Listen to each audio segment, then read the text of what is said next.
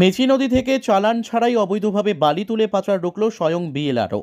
মঙ্গলবার সকালে খড়িবাড়ির বাতাসি সংলগ্ন এলাকায় ৩২৭ নম্বর জাতীয় সড়কে আচমকাই অভিযান চালালো স্বয়ং খড়িবাড়ি ভূমি ও ভূমি রাজস্ব আধিকারিক প্রতিমা সুব্বা। অভিযানে ৩টি চালান ছাড়া অবৈধ বালি বোঝাই ট্রাক্টর আটক করা হয়।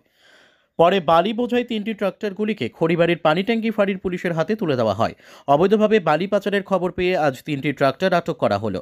চালান ছাড়াই অবৈধভাবে বালি পাচার হচ্ছিল, কোনোভাবেই বরদাস্ত করা হবে না খড়িবাড়ির বিএলআরও প্রতিমা সুব্বা।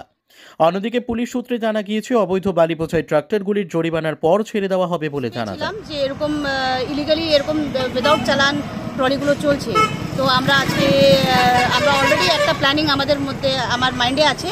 তো একটাও আমরা এরকম ইলিগাল আমরা কোনোদিন অ্যালাউ করবো না। তো আমি পাবলিককেও অনুরোধ করি যে এরকম কোনো খবর পেলে আমাদেরকে একটু হিন্টস দিয়ে দিবেন বা সূচনা দিয়ে দিবেন, আমরা অবশ্যই এটা চেক করব। আজকে কয়টা ট্রাক্টর আটক হলো?